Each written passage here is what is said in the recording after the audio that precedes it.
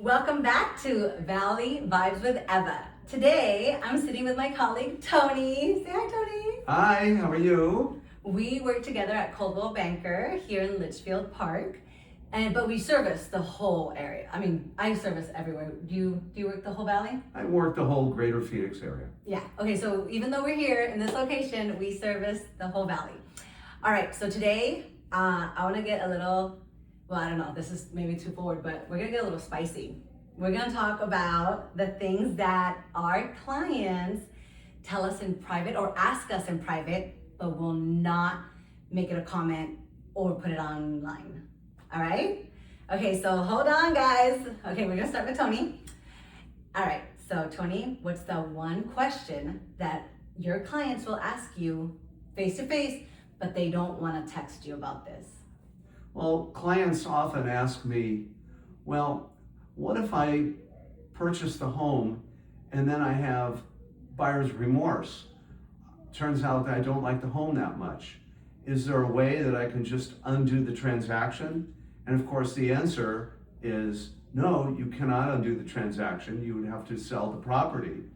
However, there is somewhat of a safeguard in that when you purchase a property, you have a due diligence period where you can do your inspections and you can inspect everything about the house, the air conditioning, the heating, the roof, the pool, everything, and then determine based on what you find whether you feel comfortable with a home. But it is a big purchase and a big decision, and it's not the same as going to the supermarket and buying groceries.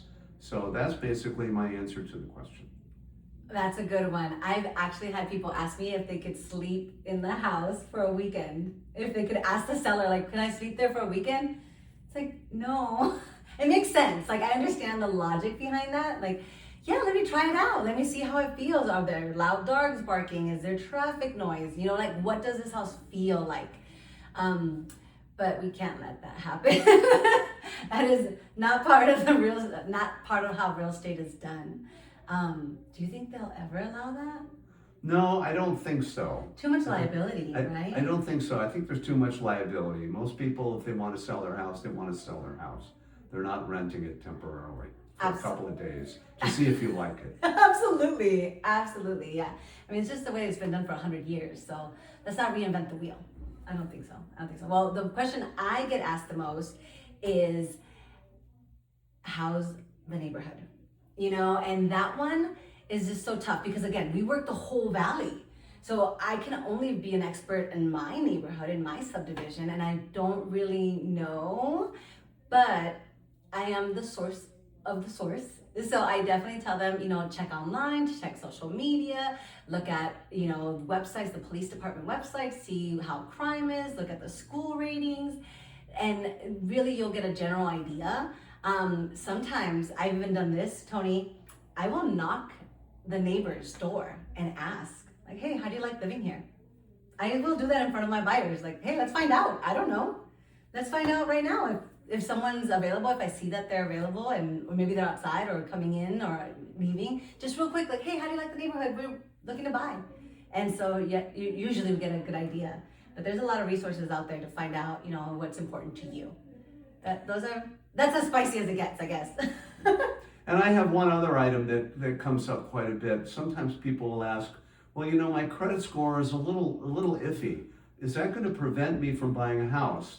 And that's actually an easy one for me to answer, which is, that's a question that's more appropriate for a lender.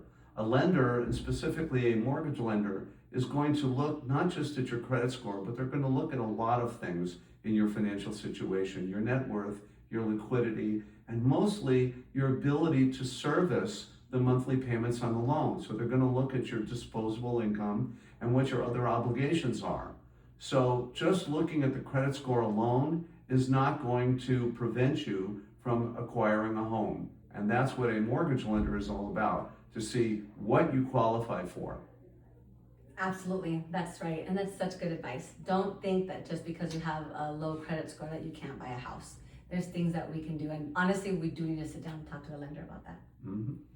All right, guys, well, that's it for today. Thank you so much for joining us. Tony, thank you so much. Are you going to be back? Thank you, absolutely, 100%. Enjoyed it. He's going to be back. Bye-bye.